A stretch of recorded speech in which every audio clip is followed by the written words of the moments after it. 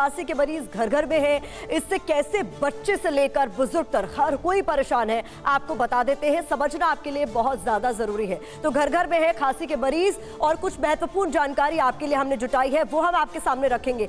बता दें आपको कि कई दिनों तक एक बार शुरू खांसते खांसते ठीक नहीं होने वाली खांसी लोगों को परेशान कर रही है। खांसी शुरू हो जा रही है तो रुक नहीं रही है, लोगों को फेफड़ों में दर्द हो रहा है, पेट में भी खांसी के साथ तकलीफ हो रही है, पूरी रात दर्द हो रहा है, ऐंठन हो रही है, लगातार लोगों को छींक आ रही है, खांसी आ रही है। तो किस तरीके के लक्षण ये लगातार हो रही खांसी के साथ आ रही है अंजलि, ये हम दर्शकों को बता रहे हैं। बिल्कुल, देखिए जो लक्षण है जो इन दिनों कई मरीजों में देखने को मिले, कई घरों में ये परेशानी, आपके घर में भी ये परेशानी हो सकती है, वो क्या है?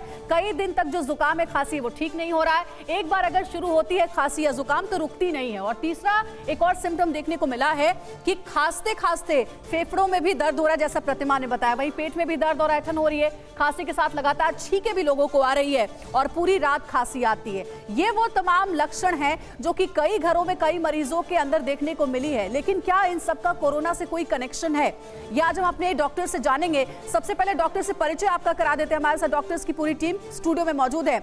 Doctor T S. Kler heart specialist है हमारे साथ, वो इस वक्त स्टूडियो में मौजूद है। Doctor Rahul Sharma Fortis hospital से हमारे साथ मौजूद है। डॉक्टर अंशुमान धर्मशिला हॉस्पिटल से है। Doctor Anil Kumar Pandey vaccine expert भी हमारे साथ है। आप चारों डॉक्टर्स का बहुत बहुत शुक्रिया। आपसे आज हम समझेंगे कि आखिर क्या वजह है कि आईएमए ने डॉक्टर्स को कहा है कि एंटीबायोटिक किसी भी मरीज को ना दे जिनमें ऐसे लक्षण है।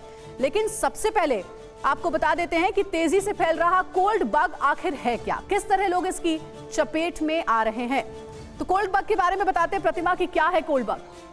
बिल्कुल महत्वपूर्ण जानकारी आपके लिए हमने जुटाई है। कोल्ड बग जिसकी जिक्र लगातार हम कर रहे हैं, इन्फ्लुएंजा ए H3N2 वायरस अटैक है, जिससे आजकल ज्यादातर लोग संक्रमित बताए जा रहे हैं। इसमें सर्दी जुकाम बुखार के लक्षण मरीजों में पाए जा रहे हैं और इसमें अगर आपका बुखार ठीक भी हो जा रहा है तो जो खांसी आपको पकड़ रही है वो लंबे वक्त तक परेशान कर रही है। जी हाँ, तो ये लक्षण है, तेजी से बढ़ता जा रहा है ये वायरल इन्फेक्शन। किन वजहों से ये इन्फेक्शन फैल रहा है ये भी जानेंगे। और इसके साथ ही गले में दर्द की शिकायत भी है, तेज खांसी भी लोगों को हो रही है और सीने में जकड़न भी महसूस होती है। तो ये वो सिम्टम है जो कि कोल्ड बग के बारे में बताया जा रहा है प्रतिमा। बिल्कुल, कई लोगों को सूखी खांसी ड्राई कॉफ की जो दिक्कत है वो बहुत ज्यादा परेशान कर रही है, क्योंकि ये 3 हफ्ते से भी ज्यादा वक्त तक लोगों में रह रही है और इसकी वजह से लोगों को समझ में नहीं आ रहा है कि आखिरकार ऐसा क्यों। अगर उनका बुखार ठीक हो गई है, सर्दी ठीक हो गई है, तो ये खांसी आखिरकार क्यों नहीं जा रही है। बच्चों और बुजुर्गों में विशेष रूप से ये देखने को मिल रहा है कि सांस लेने में भी उनको तकलीफ हो रही है।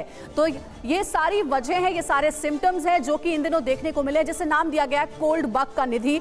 हमारे डॉक्टर स्टूडियो में मौजूद है, उन्हीं से समझते हैं कि आखिर क्यों हो रहा है ये इन्फेक्शन ज्यादा से ज्यादा लोगों के बीच। बिल्कुल, आइए चर्चा की शुरुआत करते हैं। डॉक्टर क्लेयर, सबसे पहले मैं आपके पास आ रही हूँ। ये जो प्रोलॉन्ग्ड खांसी है, जो खांसी खत्म नहीं हो रही और लोग खांसते खांसते लोगों को परेशानी बढ़ती जा रही है, सब कुछ ठीक हो गया है, जो वायरल है वो भी ठीक हो गया, लेकिन खांसी रुक जाती है।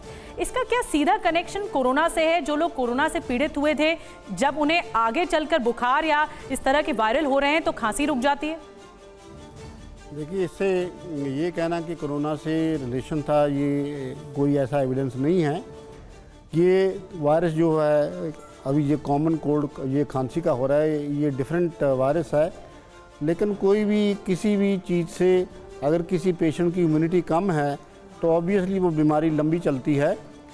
जो पेशेंट्स जिनको कोरोना हुआ था, हालांकि कोई मेरे पास इतना डेटा नहीं है, उनको ये जो कॉमन कोल्ड होता है वो हील होने में, आराम होने में ज़्यादा टाइम लगता है। जी, डॉक्टर राहुल शर्मा भी हमारे साथ हैं। डॉक्टर राहुल, क्या वजह आप मानते हैं कि आईएमए ने नई एडवाइजरी में कहा है कि डॉक्टर्स ऐसे सिम्टम वाले पेशेंट्स को एंटीबायोटिक्स ना फिलहाल सजेस्ट करें? इसे जरा समझाएं। ये बहुत इंपॉर्टेंट है क्योंकि जो वायरस इस वक्त हम देख रहे हैं, ऑल्दो वो कोविड नहीं है, लेकिन हर साल सीजन के साथ हम देखते हैं कि फ्लू सोसाइटी में आता है। इस टाइम इसका स्ट्रेन बदल गया है, ये H3N2 स्ट्रेन आया हुआ है, जिसमें सबसे इंपॉर्टेंट सिम्टम्स है कि फीवर हाई ग्रेड हो रहा है, लोग डर जाते हैं, सेल्फ मेडिकेट करने लगते हैं, या जब भी वो डॉक्टर के पास जाते हैं तो उनको लगता है नहीं एंटीबायोटिक दे दी जाए इन सबको, और वो एंटीबायोटिक लंबे टाइम तक चल रही हैं, जिसके दूरगामी प्रभाव हैं, जिसमें लोगों को एंटीबायोटिक से रेजिस्टेंस हो सकता है और बाकी प्रॉब्लम आ सकती है। एंड दूसरी सबसे इंपॉर्टेंट चीज़ क्यों ये एडवाइजरी जारी की गई है, क्योंकि हमने ये देखा है जब भी वायरल इन्फेक्शन एक बार पेशेंट को होता है, इट इज़ पॉसिबल कि 1 या 2 हफ्ते के बाद उसको सुपर इम्पोज बैक्टीरियल इन्फेक्शन हो जाए। सो ये बहुत ज़रूरी है कि हम एंटीबायोटिक को कंजर्व करके और बचा के रखें, ताकि जब उनको ट्रूली इसकी ज़रूरत है तब उनको एंटीबायोटिक दी जाए। लेकिन ये डाटा हमने देखा है कि कोविड से इसका लिंक है कि नहीं।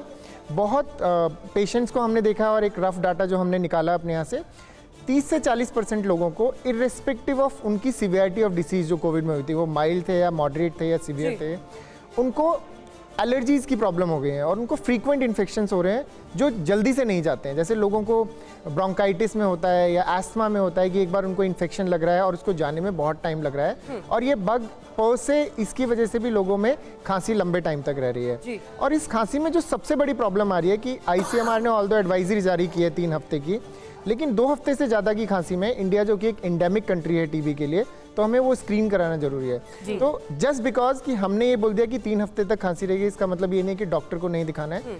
डॉक्टर को दिखाना है, चेकअप कराना है, लेकिन यस, एंटीबायोटिक से जितना हो परहेज करना है। जी।